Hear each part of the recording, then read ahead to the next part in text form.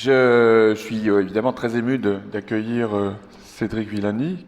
Ma première question, c'est est-ce que on ne peut pas penser que l'ancrage de toutes ces modélisations, toutes ces choses-là, de la compréhension des mathématiques, vient de ce que nous étions échangés. Nous avions découvert que vous étiez membre d'une secte étrange qui adorait le cercle des 9 points et la droite de l'air, qui est, vous voyez, c'est des mots-clés qui viennent de la grande géométrie qu'on nous enseignait quand on était petit. Est-ce que tu penses que l'un des ancrages de tout ça n'est pas, en France notamment, le respect profond de la géométrie? Oui. Merci Michel, ça me fait très plaisir de te retrouver dans ce cadre. Et on est dans un lieu magnifique, un lieu qui est associé à la fois aux questions de savoir et aux questions de technologie, aux questions d'innovation. Et la discussion en aura d'autant plus de sens. Et effectivement, pour parler de cette question de géométrie, on va d'abord rappeler que la mathématique, j'aime bien le singulier, est en train de connaître une expansion considérable dans le champ de ses applications, une valeur, si c'était coté en bourse, la valeur montrée chaque jour de façon importante aussi. Ça a été identifié comme des enjeux économiques, des enjeux stratégiques, et beaucoup de choses qui c'était pas du tout aussi formalisé de façon aussi précise avant.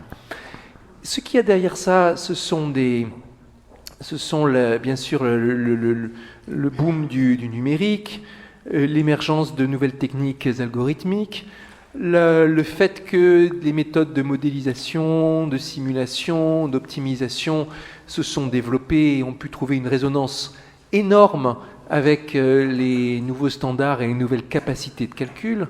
Et puis le fait que des algorithmes probabilistes, statistiques sont venus aussi se faire exploiter de façon très efficace avec ces mêmes outils numériques. De sorte que si on devait demander à grands traits quels sont les domaines mathématiques où il y a le plus de valeur ajoutée, ceux qui ont le plus fort impact dans la société, aujourd'hui on répondrait sans conteste, analyse et probabilité. Analyse, probabilité, statistique. Bon. Mais souvent, c'est pas par là qu'on attrape les gens au début. Et dans mon cas, même si je suis devenu moi-même analyste et spécialiste d'équations dérivées partielles, équations de physique mathématique, eh bien oui, quand j'étais... Boltzmann. Voilà, Boltzmann, c'est devenu mon héros scientifique. J'ai fait ma thèse sur ces équations des gaz. J'ai été très reconnu pour des travaux sur la dynamique des gaz et des plasmas. Mais quand j'étais adolescent, ou même quand j'ai commencé mes études supérieures de mathématiques, c'était pas du tout ça qui me fascinait.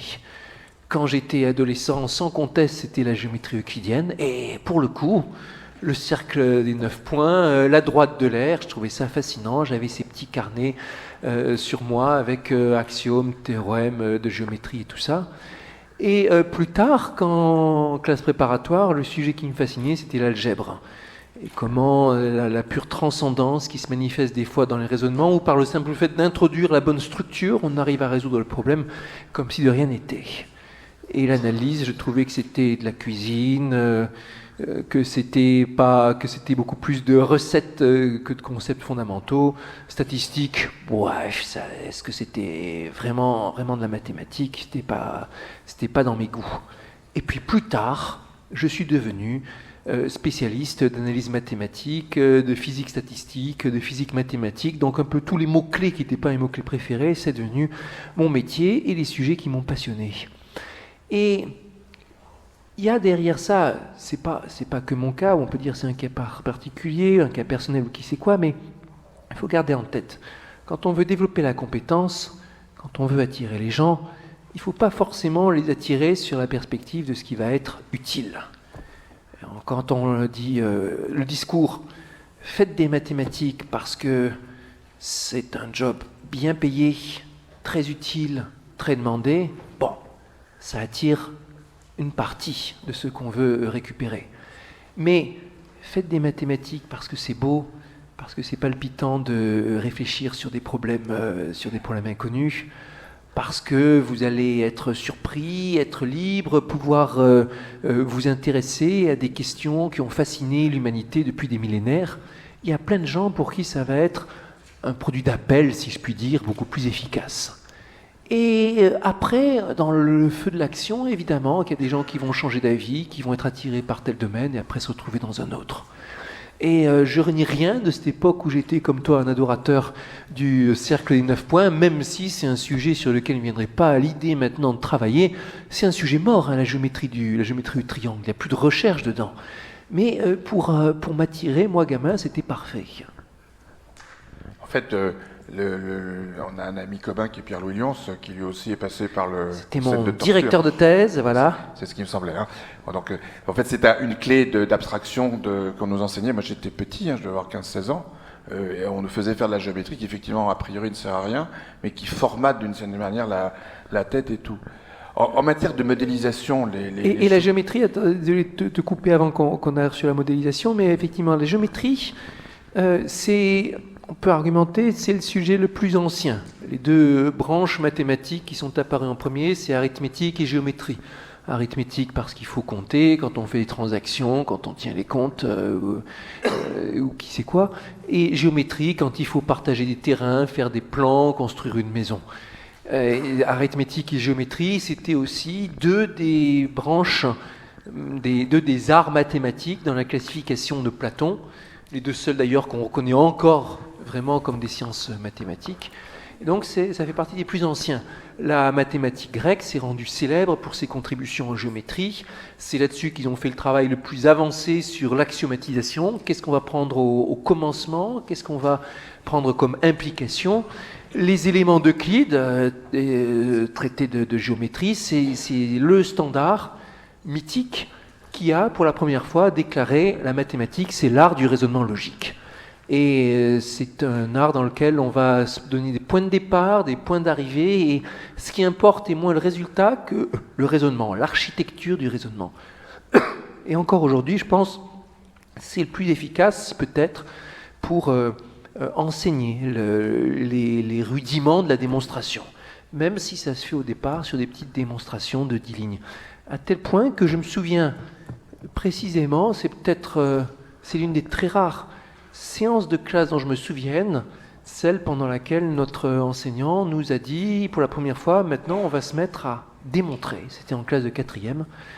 Et c'est un changement majeur, quoi. C'était de la géométrie. Sur l'algorithmique et sur les modélisations et tout, on a un autre ami commun, en tout cas moi qui a été mon maître quand j'étais vraiment pas très vieux, que c'est Jean-Pierre Kahn. Et j'ai vu qu'il se passionnait maintenant sur les mathématiques sumériennes et sur des algorithmes de fraction continue pour calculer certains nombres qui étaient déjà établis dans la science sumérienne, donc bien avant les Grecs.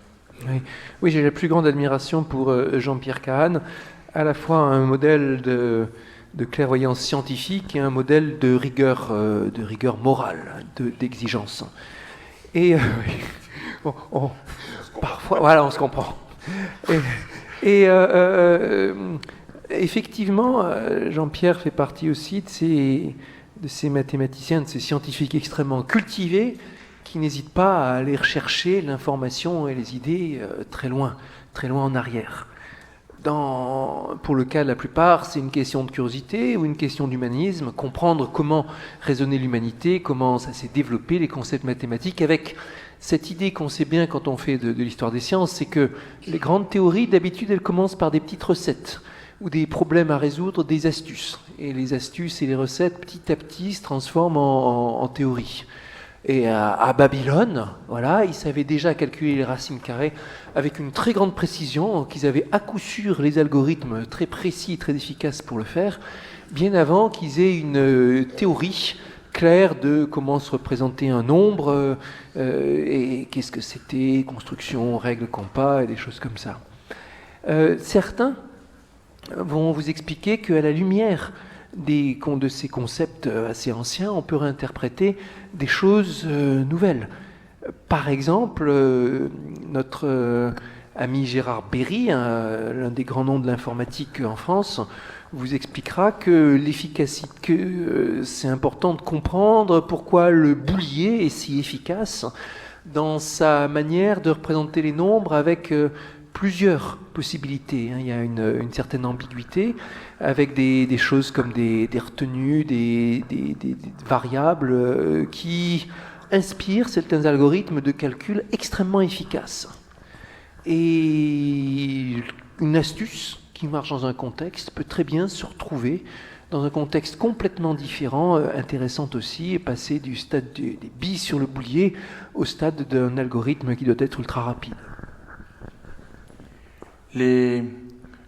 Toutes ces mathématiques, en fait, répondaient à des questions, c'est-à-dire qu'elles étaient souvent... on parlait de géométrie pour mesurer les terrains, de même qu'on a, je crois, pratiquement inventé la comptabilité dans les tout premiers temps. Pour les tablettes d'argile, c'était des livres de comptes. Donc modéliser a toujours été quelque chose de très important, et effectivement, ces calculs qui étaient faits sans connaître le raisonnement et la démonstration, c'était peut-être les toutes premières boîtes noires. Un algorithme, c'est, je dirais par définition, la boîte noire. Et chaque fois que j'ai une conférence invitée sur un thème qui parle d'algorithme, la première image que je montre, c'est cette célèbre tablette babylonienne dans laquelle se trouve ce calcul de racine carrée de 2 en écriture cunéiforme. On voit qu'ils ont calculé racine carrée au millionième, racine carrée de 2 au millionième. Je ne sais pas combien de personnes dans la salle sont suffisamment familiers avec les racines carrées pour faire ça en un temps raisonnable. Et de cela, on peut voir que précisément, tu veux faire un sondage, Michel ? Je sais pas, j'étais en train de calculer... Tu étais en train de faire le calcul, oui, bien sûr, bien sûr. Ça va faire 10 minutes à peu près pour ça, millionnaire. Du coup, j'ai pas écouté la question, ce qui est très mal élevé. Et alors, l'algorithme, on pense, vu ça, c'est, je sais plus quelle est la date exacte, mais c'était genre il y a 5000 ans, je crois, quelque chose comme ça. On pense que, parce qu'il y a ce calcul aussi précis, on pense que les Babyloniens possédaient l'algorithme de calcul rapide qu'on a appelé justement algorithme babylonien, pour calculer les racines carrées, et qui est d'usage courant maintenant dans les ordinateurs, et qui est beaucoup, beaucoup plus rapide que la méthode qu'on apprend à l'école par dichotomie, où on essaie une valeur, une autre, puis on tape entre les deux, et ainsi de suite. Et ça nous montre d'abord qu'ils avaient certainement cette boîte noire. Un algorithme, c'est une recette de cuisine que vous pouvez suivre aveuglément, et qui vous mène au résultat sans vous y réfléchir. C'est une façon de mécaniser une procédure. Et au début, bien sûr, il faut être malin pour mettre en place l'algorithme, mais après, il est destiné à être utilisé par quelqu'un qui n'a aucune idée de ce qu'il fait. Ça peut être un calculateur humain qui ne veut pas savoir exactement quel est le sens, ou ça peut être une machine de circuit électrique qui applique la recette bêtement sans comprendre ce qu'elle fait, qui doit arriver au résultat juste. Donc c'est une boîte noire, un peu par définition. Ce qui est intéressant aussi, c'est que c'est une machinerie qu'on peut pousser assez loin. Et le millionième, on voit qu'ils ont poussé la technique, soit pour s'entraîner, soit pour le plaisir, parce que c'est beaucoup plus précis que n'importe quelle application pratique qu'on pouvait avoir à cette époque du calcul de racine carrée de 2. On veut bien penser que savoir que racine carrée de 2, c'est à peu près 1,414 ou quelque chose comme ça, si on veut construire un temple carré très précisément avec une dimension. Mais au millionième, ça n'a pas de sens. Il n'y a aucune application connue de leur époque qui serait allée chercher une précision pareille. Donc ils l'ont fait par amour de l'abstraction ou de l'entraînement, ou comme on aime bien des fois, appliquer une recette et se laisser griser par la puissance du formalisme. Et derrière ces algorithmes sumériens, si l'on veut, il y a en germe les recettes de plus en plus sophistiquées qui ont été développées au cours des siècles. Je vois notre collègue et ami Marc Imbert, là, qui vient d'arriver, nous a fait il n'y a pas très longtemps une leçon sur le nombre de décimales qu'on était en train de découvrir dans les constantes de l'univers, dans tous les domaines de la science, qui était absolument passionnante. J'avais une question pour toi. Il y a quelques années, j'ai entendu quelqu'un qui s'appelle Oussama Fayyad, qui était le patron de ce qu'on appelle le machine learning chez Microsoft Research, qui disait que l'esprit humain commençait à perdre les pédales à partir de 8 dimensions, décrivant un problème. Bon, il est fort s'il arrive à 8, hein. Mais il faudrait savoir s'il s'agissait de gérer... oui, il ne s'agit pas de se représenter quelque chose de géométrique, mais de gérer ce genre de complexité, j'imagine. Ça peut être dans 8 paramètres, quoi. 8 paramètres d'une usine, oui, etc. oui, tout à fait. Oui, oui. D'une molécule. Là, je vois Mathieu Montes en face de moi, là, qui vient de... Oui, je crois que c'est 8 variables que tu peux voir la face avec ton ERC. Là, c'est ça. Oui, moi, je pense que c'est le genre très raisonnable. Et c'est toujours un problème quand on veut comprendre. Il s'agit effectivement de mettre en place un certain nombre de paramètres ou d'indicateurs Et s'il y en a trop, on comprend plus. On peut penser au problème suivant. Vous êtes un économiste distingué, tu es un économiste distingué et tu te demandes comment résumer les paramètres d'une économie. Alors évidemment, il y a des centaines et des centaines de paramètres et tout ça. Quand tu as une modélisation par ordinateur, tu peux essayer de rentrer les centaines de paramètres. Mais si tu veux faire un cours d'économie et expliquer quels sont les paramètres sur lesquels tu peux jouer, insister au niveau macroéconomique, au niveau microéconomique, certainement tu en mettras quelque chose comme ça, peut-être 8, pas plus de 10. Mais si on en met trop, à coup sûr, si on en met déjà 20, on va perdre les pédales. On ne saura plus sur lesquels il faut jouer. Et c'est justement pour ce genre d'analyse de système avec énormément de paramètres que l'apprentissage machine s'est révélé intéressant, instructif, et s'est imposé comme outil d'aide à la décision, d'aide au classement, d'aide au rangement, avec l'idée qu'on va déterminer automatiquement quels sont les paramètres qui comptent. Et ce qui est important derrière, c'est qu'il n'y a pas que l'esprit humain qui perd les pédales, c'est un peu une loi générale dans beaucoup de problèmes d'intérêt qu'il n'y a pas beaucoup de paramètres qui comptent. Et c'est ça qui est à la base derrière toute l'idée de l'apprentissage machine. L'idée que face à une grande complexité potentielle, en pratique, très souvent, ça se ramène à un nombre réduit de degrés de liberté, très inférieur à la dimensionnalité de la situation qu'on regarde. Par exemple, prenez le problème de Netflix. Cas d'école, dans une des branches d'intelligence artificielle, un problème pour lequel il y a des centaines d'algorithmes. Et le problème est le suivant. Trouver du sens de l'intelligence et prédire quelque chose dans les préférences des utilisateurs, des consommateurs. Netflix doit vendre, j'allais dire sa camelote, mais en tout cas doit vendre son produit à des clients. Et les produits ils sont sensibles à tel ou tel genre de film. Vous avez un échantillon représentatif, vous savez que telle personne a aimé tel film parce qu'il l'a redemandé, parce qu'il l'a recommandé, parce qu'il a mis une bonne note ou qui sait quoi, tel autre a détesté tel film, et vous avez comme ça une matrice de préférence. D'un côté les utilisateurs, de l'autre côté les films, et cette matrice bien sûr est incomplète, parce que tous les utilisateurs n'ont pas regardé tous les films. Et vous voulez quand même reconstituer la donnée manquante pour, très important dans leur cas, envoyer automatiquement les suggestions qui vont leur plaire aux clients. Et voilà un film qui est recommandé pour vous. Toutes les grandes entreprises de distribution maintenant font ça, Amazon et tous les autres, en vous faisant des suggestions automatisées et personnalisées en fonction de ce que vous avez déjà acheté ou déjà aimé. Alors comment faire ça ? Il faut deviner. Et ça est fait par des algorithmes automatiques qui partent du principe qu'on peut expliquer cette matrice a priori gigantesque, avec peut-être des millions de possibilités, par juste un petit nombre, au plus quelques dizaines, et encore, de catégories. Et pour faire ça, on va chercher à les organiser, et c'est toute la méthode de l'apprentissage statistique, de sorte que c'est l'algorithme qui doit déterminer lui-même la partie, ce qui correspondrait à ce qu'un physicien appellerait la relation de dispersion, la région où tout se joue, quoi, et qu'on peut négliger, de sorte qu'on peut négliger le reste. C'est tout à fait exact. Enfin, dans ma propre expérience, on a beaucoup modélisé l'homme, donc j'ai fait partie du côté noir des vilains, Dark Vador et tout ça. Et à chaque fois, on allait jusqu'à des millions de variables. Enfin, il y a 15 ans, c'était 15 000, 100 000 variables. Et on redescend à quelques dizaines. Mais pourquoi c'est pas 5 ? Et pourquoi c'est pas 3 000 ? C'est toujours quelques dizaines. C'est un fait stylisé, comme on dit en finance. Je n'ai pas compris. Je ne sais pas s'il y a une théorie pour ça. Il n'y a pas de théorie pour ça, et c'est l'un des problèmes passionnants, d'avoir une sorte de modélisation, modèle un peu comme on dit que la turbulence, c'est comprendre les solutions statistiques des équations de mécanique des fluides. Il y aurait une question de comprendre qu'est-ce que c'est une situation aléatoire, raisonnable, il y a des problèmes très délicats de modélisation là-dedans, et comprendre pourquoi ça apparaît effectivement avec quelques dizaines de degrés de liberté. Il y a quelques temps, je discutais avec un expert de modélisation mathématique des cancers. Et il est dans une équipe qui est en pointe à Bordeaux sur le sujet, et il travaille beaucoup sur la prédiction de l'évolution de la tumeur.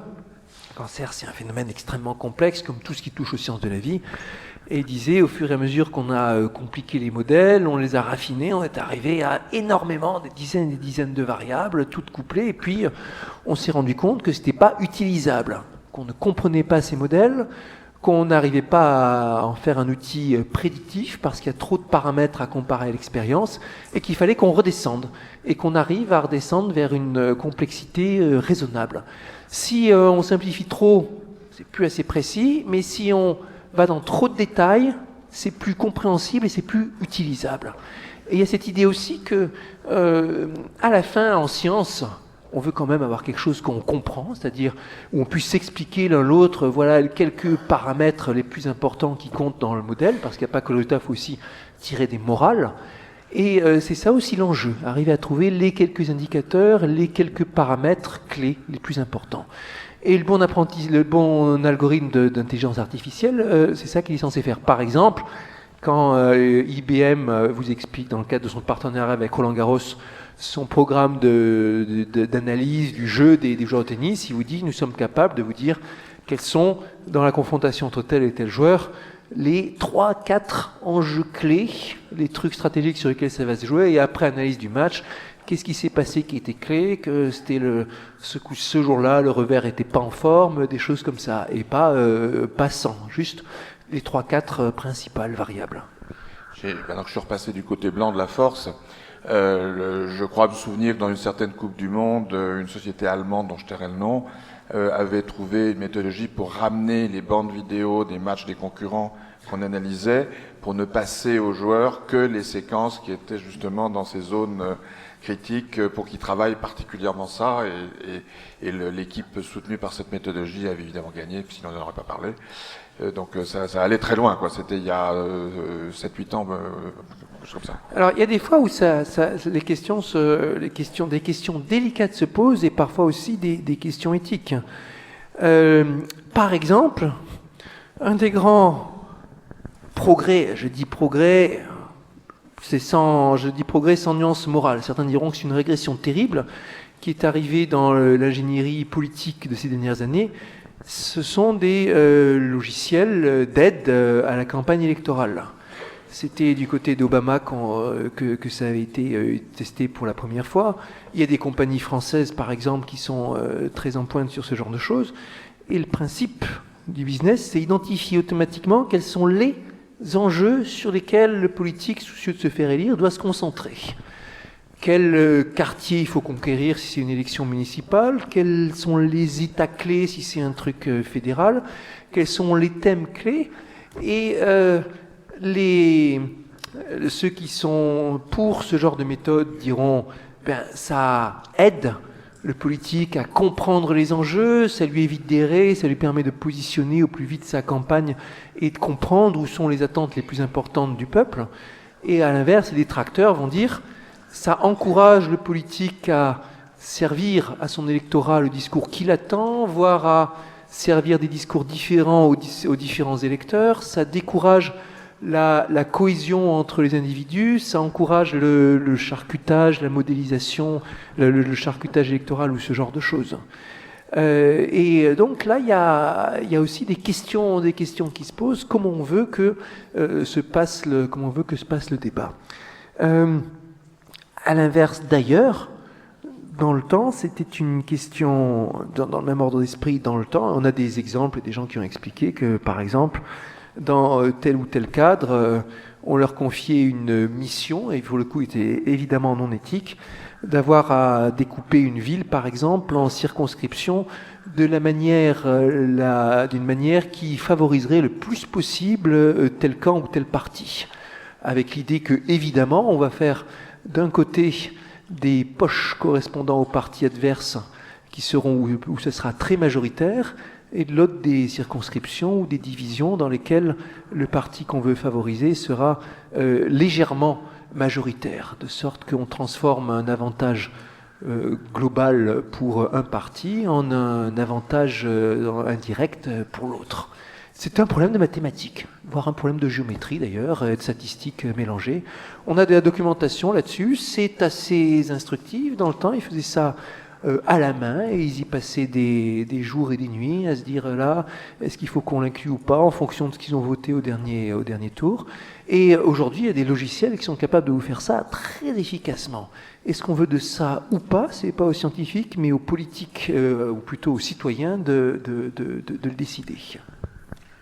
Il y a un autre exemple qu'on enseigne au CNAM dans la chaire de criminologie, qui sont les algorithmes de modélisation prédictive des interventions des forces de police en matière de sécurité, où on dispose en open data, hein, tout le monde peut aller sur Internet avec Compstat, par exemple, sur les principales villes américaines, et télécharger les lieux géographiques précis et les heures précises des offenses, enfin, des crimes, des assauts et tout.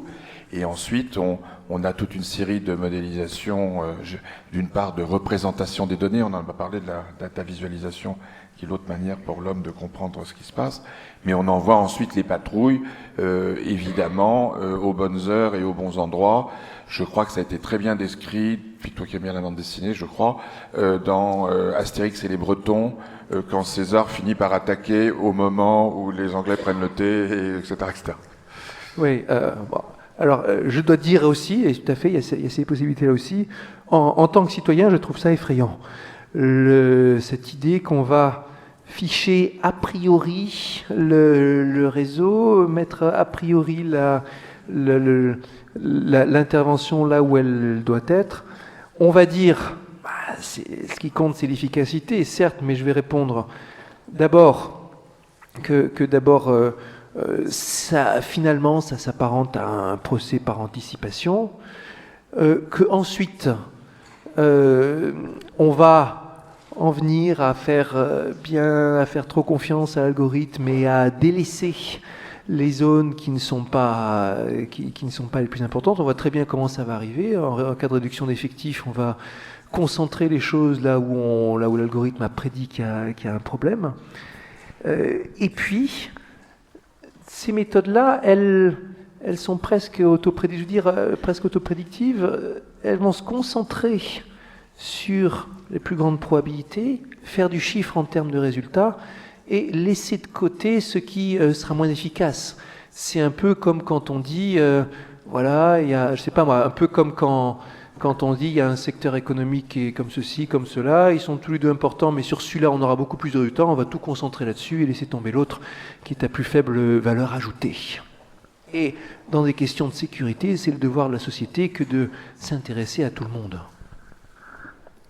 En fait, l'une des techniques, si j'ai bien compris, quand on veut éviter ces phénomènes un petit peu d'overfitting, je crois que ça s'appelle comme ça, où le système apprend par cœur ses bêtises et puis du coup il n'est absolument pas réactif de manière efficace sur des nouvelles données qu'il n'a jamais vues. L'une des techniques est d'anonymiser, c'est-à-dire de rajouter du bruit dans les données pour que le modèle se retrouve à balbutier, mais ce balbutiement est salvateur. Il empêche justement de tout effacer. Oui, il y a ça, comme d'ailleurs...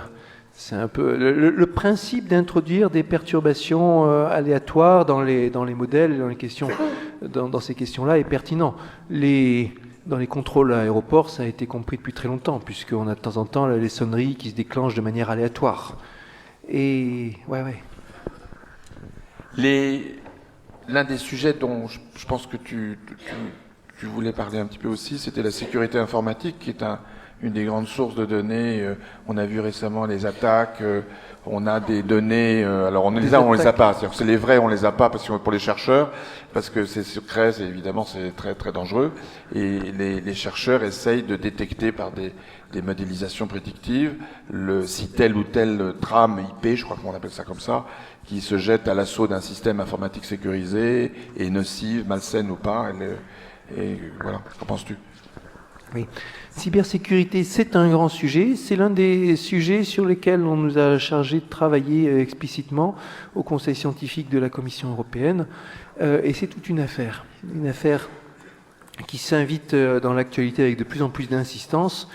Et on l'a vu tout récemment avec ces spectaculaires attaques menées en particulier par objets connectés, qui, dans les temps qui viennent, vont certainement être le trou de sécurité le plus béant pour la société en termes informatiques. Les objets connectés, on peut dire ça va être génial, tout va être connecté, ça sera en synergie complète et tout ce qu'on veut. Certains vont vous dire, ouais, est-ce qu'avoir une cafetière connectée, c'est un grand progrès pour l'humanité? C'est pas si clair. Mais ce qui est sûr, c'est que les cafetières connectées, ça va être une superbe cible pour les cyberattaquants. Et il n'y a pas longtemps, ce qu'on a vu, c'était des caméras connectées qui ont été utilisées. Donc il y avait genre 100 000 caméras qui toutes, c'est un peu comme dans la guerre des étoiles, à l'attaque des clones. Elles sont toutes clones les unes des autres, alors elles sont beaucoup plus faibles, c'est beaucoup plus facile de les attaquer, de les hacker, de les détourner. Et là, elles sont mises à tout envoyer des requêtes auprès d'un site internet qui a été abattu par cette technique d'attaque classique par déni de service qui consiste à surcharger de requêtes tellement que c'est impossible de maintenir une quelconque activité. Et donc la cybersécurité, c'est un enjeu de plus en plus important, et ce qu'on voit aussi, c'est que très dur de garantir à la fois la sûreté et la sécurité. C'est un débat dans lequel le politique s'est invité. Il n'y a pas longtemps, c'était le Premier ministre anglais qui disait qu'il allait imposer des backdoors, des passages secrets par lesquels le gouvernement pourrait vérifier les communications, l'historique des appareils électroniques. Et l'un des rares points de consensus qu'il y avait lors du workshop qu'on organisait pour instruire l'affaire avec un paquet de spécialistes venant d'un peu partout, c'était que surtout pas de backdoors, parce que tout ce qui est utilisable par le gouvernement sera aussi utilisable par beaucoup d'autres gens bien plus nombreux et bien mal intentionnés. Tout ce qui affaiblit encore la sécurité doit être banni. L'intégrité, disons.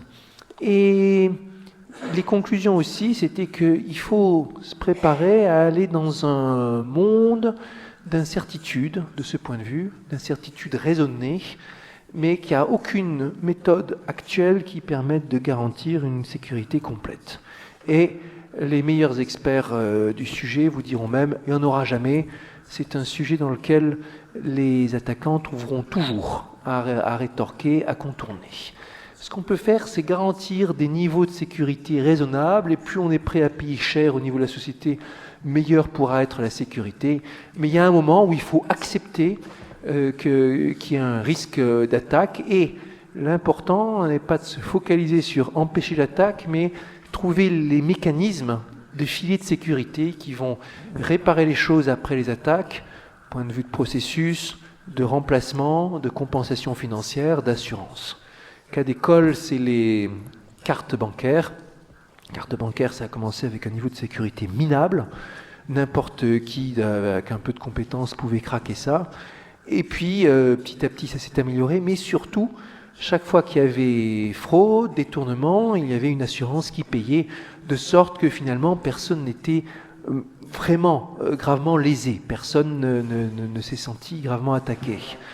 Les compagnies d'assurance ont dû payer, mais globalement, l'ensemble du système gagnait de l'argent du fait de l'efficacité accrue. Évidemment, il y a des mafias qui aussi ont pu en tirer une commission. Si on est cynique, on peut dire qu'eux aussi ils étaient contents, donc tout va bien. Mais il ne faut pas imaginer qu'on va réussir à avoir un système dans lequel le cyberdétournement sera impossible. Avant de prendre les questions du public, je viens de voir le petit panneau. Il y avait un autre sujet, je crois, où on avait proposé de parler.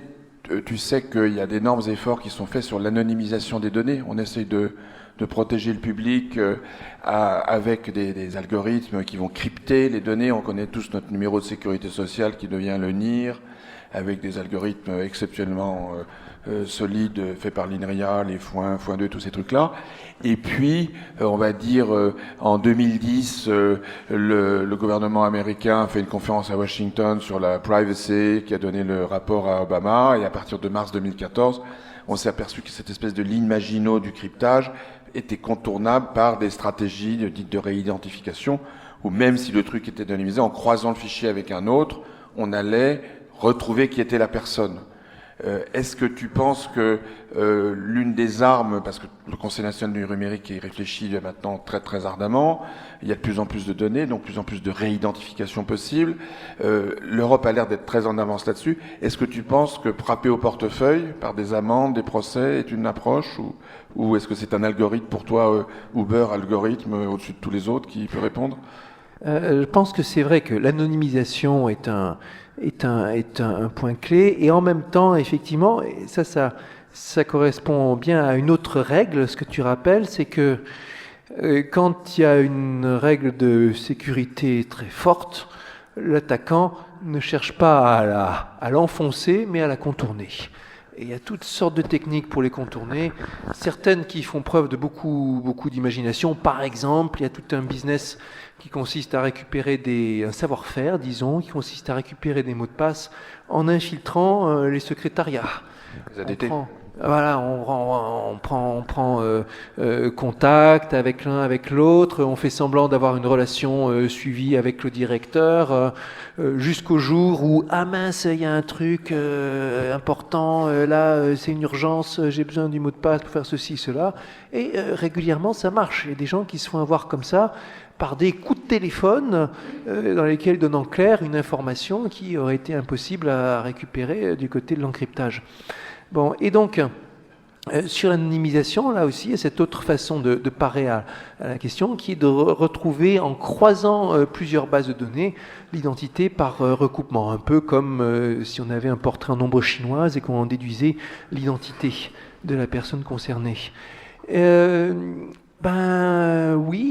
frapper je pense qu'il faut... c'est comme on disait tout à l'heure, il ne faut pas se focaliser sur rendre impossible la désanonymisation, mais il faut travailler sur l'ensemble de l'arsenal, partie incitatif, partie répressif. Il n'y a pas longtemps, il y a eu un procès engagé contre Facebook par un simple étudiant qui s'est aperçu à la suite d'une conférence que Facebook faisait avec ses données des choses que normalement il n'avait pas le droit de faire.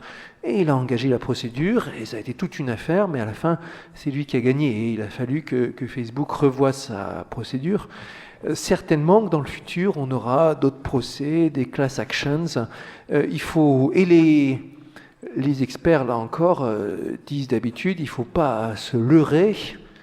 Par exemple, on avait Adi Shamir dans cette conférence sur la cybersécurité. C'est peut-être le cryptologue le plus célèbre du monde, celui qui était derrière le cryptage RSA avec Rivest et Adler, et qui a fait des expériences inouïes de comment, par exemple, hacker un ordinateur rien qu'en l'écoutant, en écoutant le bruit qu'il fait, parce que ça vous permet de remonter à la clé de codage, dans le cas du cryptage RSA. Et il nous expliquait, quand il y a un truc à signer, genre qu'il faut cocher la case, genre l'autorisation, j'ai lu les machins, conditions d'utilisation, etc. Il dit, je coche toujours parce que de toute façon, je ne crois pas un mot de ce que disent les grandes compagnies sur la façon dont ils vont gérer mes données. Évidemment qu'ils vont mettre ça en douce dans un département qui va s'occuper d'en extraire des choses en plus et de les utiliser d'une façon qui ne sera pas visible. Donc il faut s'habituer à la fois à cette ère d'incertitude et au fait qu'il faut avoir des mécanismes de réparation, des mécanismes d'attaque, qu'il n'y aura pas de solution parfaite et que c'est comme dans la vie, quoi. On se fait escroquer des fois, on sait qu'on a la possibilité d'attaquer, ça arrive de temps en temps, on n'aime pas quand ça nous arrive, mais ça arrive de temps en temps à des gens. Si on prend un peu de vin dans un tonneau et qu'on laisse le vin un peu trop longtemps à l'air, il vaut mieux sulfater, mettre un peu de soufre. Oui. Je pense que le moment est venu, je regarde mon téléphone avec l'heure qui tourne, de prendre les questions du public. Alors comment est-ce que c'est organisé ? Il y a un petit micro qui se promène ? Oui, le petit micro qui se promène. Allez, là-bas. Bonjour, Rémi Bollac. Monsieur Villani, merci beaucoup parce que je vous écoute à plusieurs reprises. Ok. Bonjour. Et vous avez le talent de vulgariser la mathématique ou les mathématiques et les sciences dans l'usage qu'on en fait, donc merci pour ça. Je suis un mixte entre homme d'entreprise et technicien amoureux des technologies. J'ai écouté récemment une conférence d'IBM et de Watson avec l'ensemble des déclinaisons très opérationnelles qu'ils déclarent avoir eu ou vouloir avoir. On se pose évidemment la question de jusqu'où ça va aller, notamment dans la capacité d'une machine à apprendre. Et donc je vous écoutais tout à l'heure et je faisais référence à ce qu'il nous disait sur la capacité des machines à apprendre aussi la tonalité de notre langage et en tirer des conséquences sur la façon dont ils peuvent formaliser des process ou une réponse à cela. Et donc ma question c'est, est-ce que la mathématique nous donne ou vous donne une lueur d'espoir sur notre capacité à maîtriser le machine learning ou le deep learning ou cette capacité robotique ou autre sujet de cette nature. Donc l'apprentissage machine, effectivement, ou apprentissage automatique, ou machine learning, comme on l'appelle, sont ces techniques qui permettent aux algorithmes d'apprendre par eux-mêmes les recettes ou les conclusions à partir de banques d'exemples. C'est un progrès énorme. C'est ce qui fait qu'aujourd'hui le métier de statisticien est parmi les branches mathématiques le plus prisé et celui qui se monnaie le plus cher. Ce sont dans ces grands principes, c'est une discipline qui a été fondée au milieu du XXe siècle, qui a progressé lentement, mais qui reste une énigme et une humiliation un petit peu pour les mathématiciens, parce qu'on ne comprend pas pourquoi ça marche aussi bien. Et en particulier dans ce que vous citez, le deep learning, les méthodes avec réseau de neurones profond, réseau de neurones avec beaucoup de couches et énormément de neurones. De nos jours, ça peut se compter en millions de neurones. Et ce qu'on peut dire, c'est que vous avez là une réussite éclatante de modèles dont il y a encore peut-être 5 ans, peut-être 7 ans, les experts jugeaient qu'ils n'étaient pas prometteurs. Deep learning, c'est un mot qui est revenu très fort, mais qui est revenu très récemment. Et on est vraiment vexé parce qu'on ne sait pas expliquer pourquoi ils se sont remis à marcher aussi bien une fois passé certains seuils de capacité. Et c'est la preuve qu'on ne comprend pas vraiment qu'est-ce qu'il y a derrière. Les algorithmes en eux-mêmes ne sont pas bien compliqués, bien sûr. Il y a des raffinements, il y a tout un art de le faire. Il y a des gens qui sont des vrais artistes de ces techniques. Pour l'apprentissage profond, on pense à Yann Lequin, directeur de l'intelligence artificielle chez Facebook, qui faisait un cours au Collège de France là-dessus l'an dernier. Mais dans leurs principes fondamentaux, ce sont des algorithmes simples. L'algorithme de base de l'apprentissage machine neuronale, c'est 10 lignes de pseudocode, comme on dit, à la portée d'un lycéen qui aime bien l'informatique. C'est beaucoup moins sophistiqué donc que n'importe quel code de simulation d'une équation aux dérivées partielles, mécanique des fluides, des choses comme ça. Autodirecteur de missile. Voilà. Ça pose beaucoup de questions et pour sûr, on est loin de comprendre, on est loin de savoir jusqu'à quel point, dans quelle situation il faut leur faire confiance. Et il faut traiter ces méthodes avec une certaine humilité aussi, parce que elles vous donnent plein de réponses et en même temps, vous avez l'impression parfois de ne pas vraiment comprendre. Et les détracteurs vont vous dire aussi que c'est très fort pour trouver des corrélations, mais que sans modèle, on ne peut jamais distinguer s'il s'agit d'une cause ou d'une corrélation. Je vois mon collègue Avner Bahen là-haut, voilà, qui est un distingué statisticien qui sait bien que dans les cours de statistiques élémentaires, ça fait partie des choses qu'on martèle pour les étudiants. Attention, corrélation, cause, attention, si vous ne connaissez pas bien le domaine d'application, vous allez droit vers des erreurs graves. Et c'est ce qui va se passer avec le machine learning, la même chose qu'avec les étudiants débutants. Si on n'y prend pas garde, ils vont vous sortir une réponse qui sera une réponse éventuellement trompeuse, parce que insistant sur la façon de trouver la bonne corrélation. Yann Lequin, si vous suivez sa page Facebook, il est en ce moment à Machu Picchu, elle a grimpé par le chemin de l'Inca avec sa femme, donc je ne sais pas quelle heure il doit être en train de déjeuner ou un truc comme ça. Il si est contre, nous entends, Yann. oui, j'espère qu'il nous entend, qu'on est retransmis, c'est amusant. C'est au courant de la conférence, bien sûr.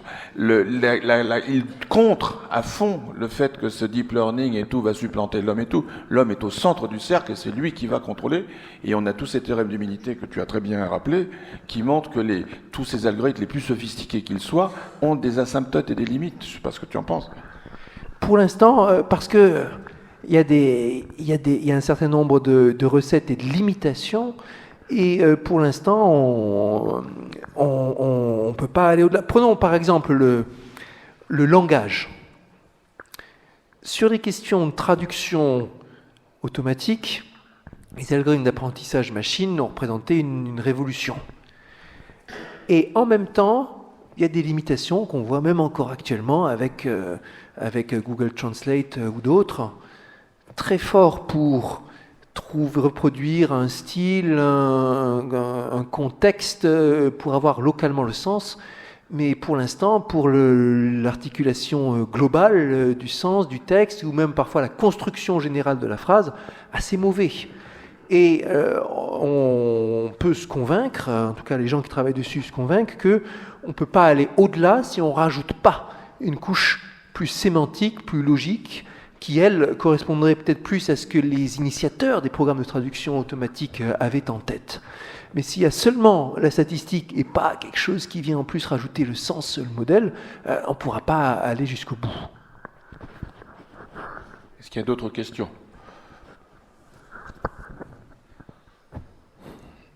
Oui, il y a forcément d'autres questions, voilà. Ah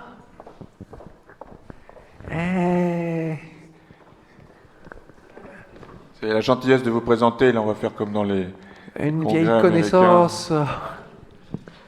Merci, Pascal Pic. Vieille connaissance, oui, je ne suis pas paléontologue, je ne suis pas vexé. Donc,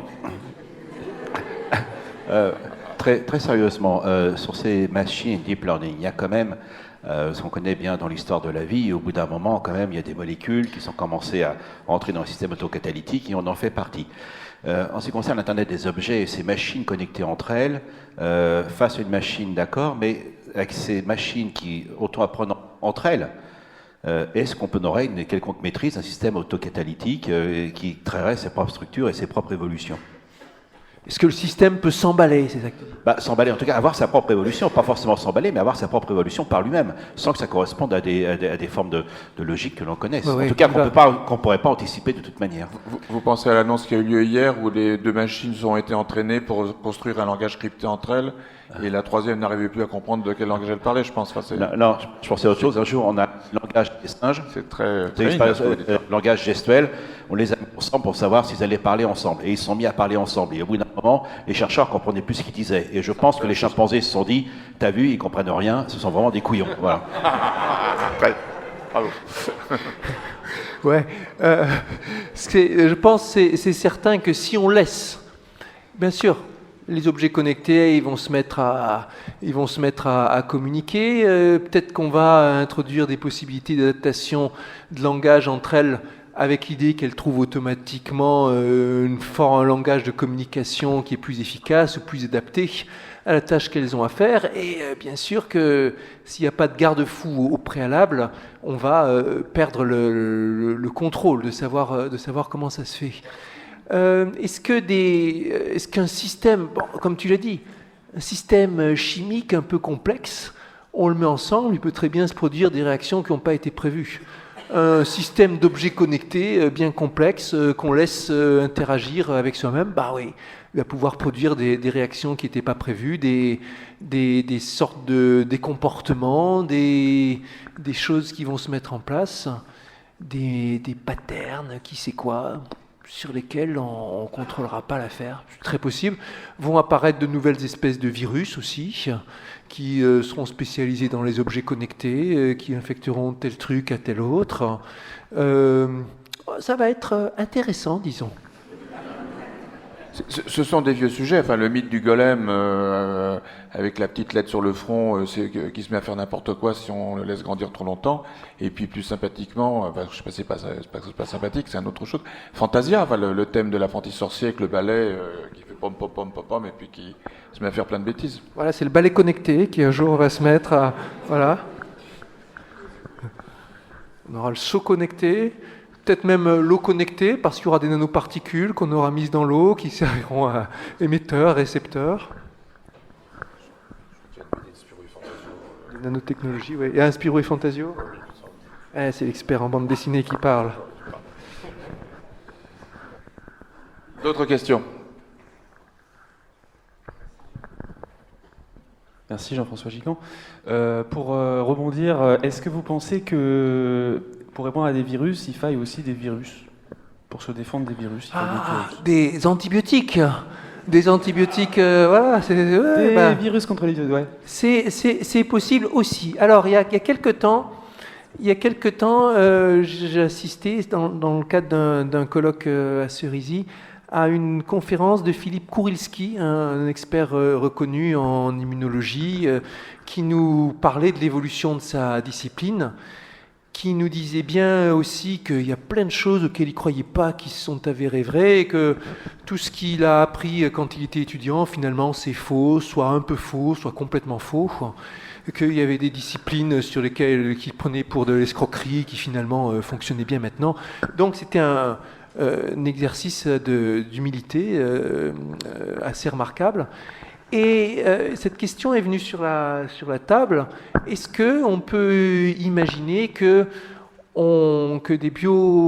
des cybernéticiens, que des informaticiens s'inspirent du système immunologique, de la façon dont il fonctionne, pour mettre au point des défenses, pour mettre au point un système cyber-immunitaire avec beaucoup plus d'aléatoires, beaucoup plus d'exploration, beaucoup de redondance aussi, des choses systématiques s'inspirant des principes de la vie.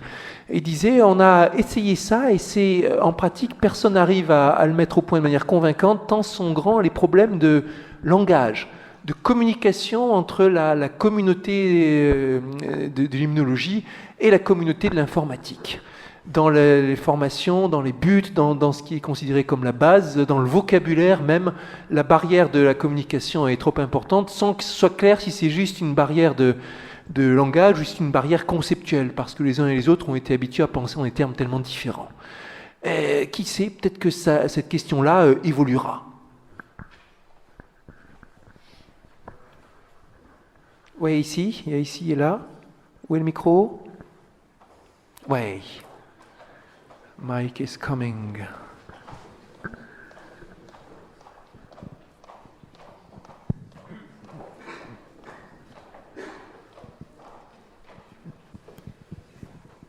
Bonjour, donc Alvar Dervieux, il se trouve que je travaille un peu sur la prospective, mais je n'oserais pas poser la question à travers la prospective. Je dirais simplement, dans le fantastique progrès justement dont vous parlez, est-ce à dire qu'on peut améliorer les prévisions, par exemple dans les domaines économiques? Et puis alors après, il y avait une question là où j'étais très interpellé, parce que quand on dit qu'on pouvait avoir 8 variables, moi je me rappelle de mon prof de philo terminale, mais ça c'est une anecdote, il disait l'esprit humain compte jusqu'à 3, enfin bon. Mais à un moment donné, la question c'est est-ce qu'on peut mesurer de manière objective la complexité, et est-ce que la puissance des algorithmes, la puissance des calculs peut réduire cette complexité, ou à un moment donné on tombe sur une complexité inviolable? Alors, il y a plusieurs questions qui sont profondes. D'abord, c'est vrai ce que disait votre prof de philo. Effectivement, le cerveau humain compte jusqu'à 3 ou 4.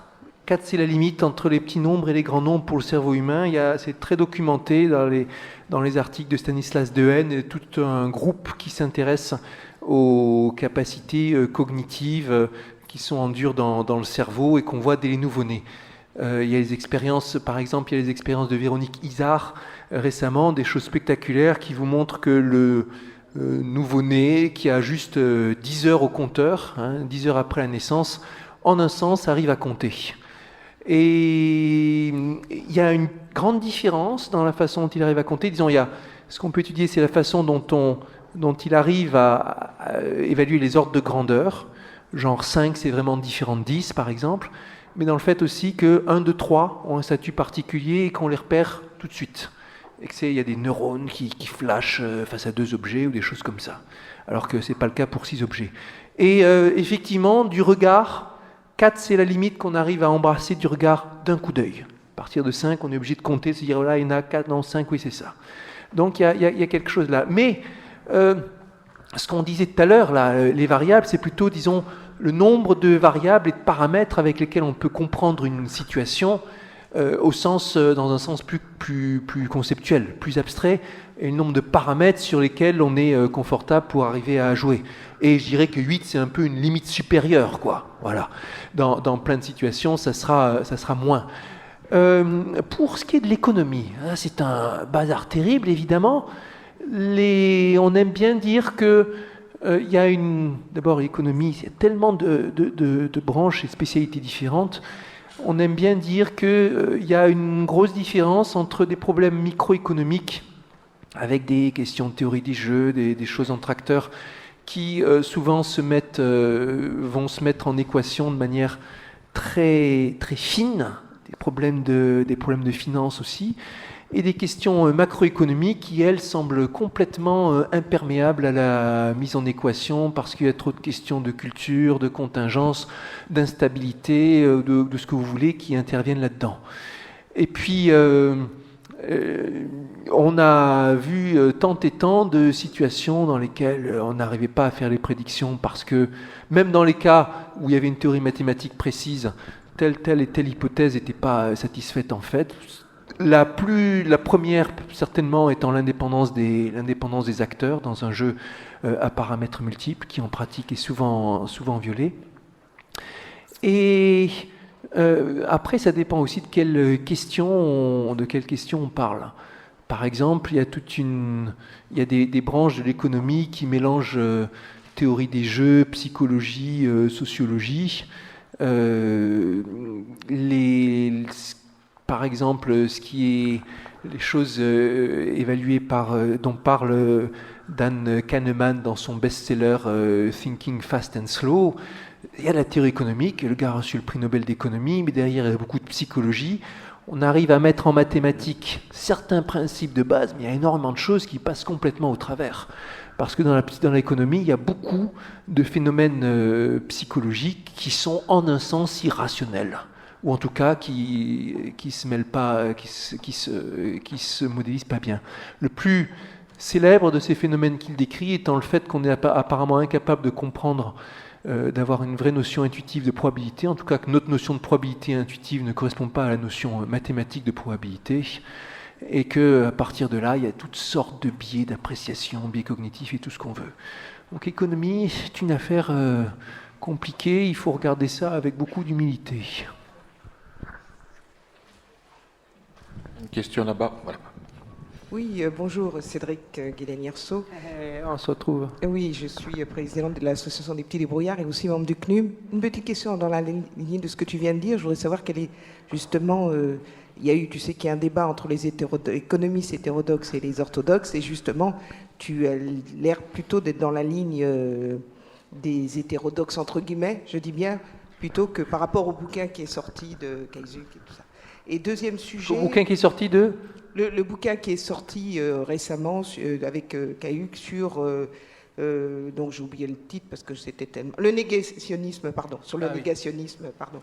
Et donc, tout le questionnement, justement, sur la possibilité de mettre en équation les données et tout ça, et ne pas prendre en compte forcément les questions sociales, physiologiques, l'écosystème social. Et deuxième sujet, réaction par rapport, on y a fait allusion, justement au fichier TESS qui est sorti, et dont on est plusieurs à avoir, enfin en particulier le CNUM a réagi, vous y avez fait allusion, mais justement, quelle est la réaction? Fichier de test et aussi notre réaction sur le chiffrement. Le chiffrement. Le chiffrement. Le chiffrage, oui. Excuse-moi, j'ai peut-être pas été assez explicite. Très bien, très bien. Sur la première question, comme tu dis, quand il y a un débat, moi, je préfère autant me tenir à l'écart du débat et laisser le débat se faire. Et puis aussi parce que je pense qu'on n'a pas on n'est pas légitime à participer au débat tant qu'on n'a pas étudié soi-même de près un nombre suffisant de situations. Bon. Il est certain qu'il y a certains problèmes économiques qui se mettent très bien en équation et d'autres qui se mettent très mal en équation. Et même s'il y a des domaines qui se mettent très mal en équation, ça n'empêche pas d'essayer d'améliorer. Et pour ça, tous les coups sont bons, tous les moyens sont permis. Évidemment, le débat économique, il interpelle plus que d'autres peut-être parce qu'il est aussi au cœur de l'actualité très souvent, parce que c'est un débat aussi où tout le monde donne son avis, parce qu'il y a des choix de société derrière. Donc c'est un débat qui est extrêmement tendu et émotif. Et bon, ça complique un peu l'affaire, ça la complique beaucoup même. Pour ce qui est des questions fichiers test, chiffrement, il faut, là aussi, je ne sais pas trop, il faut prendre les choses avec en suivant de près, mais sans position bien affirmée au départ, tant qu'on n'a pas vu à l'usage l'affaire. Certainement que ça va dépendre. L'attitude à adopter par rapport à la gestion de données, ça dépend. Il ne faut pas chercher une solution universelle, mais ça dépend du degré de sensibilité des données, de la façon dont elles vont éveiller des sujets critiques, et qu'il faut s'habituer à ce qu'il y ait des traitements différents pour des problèmes différents, certainement. Multiplicité de traitements. Je ne sais pas si j'ai complètement répondu à ta question. Bon, merci. Cher Cédric, on est malheureusement coincé par l'organisation et le temps qui court. Il me reste à te remercier et merci, on Michel. est tous là à te remercier pour une remarquable exposition de tous ces sujets et à te féliciter à nouveau pour toute l'action que tu mènes vers les mathématiques et leur promotion. Merci beaucoup. Dans tous ces domaines.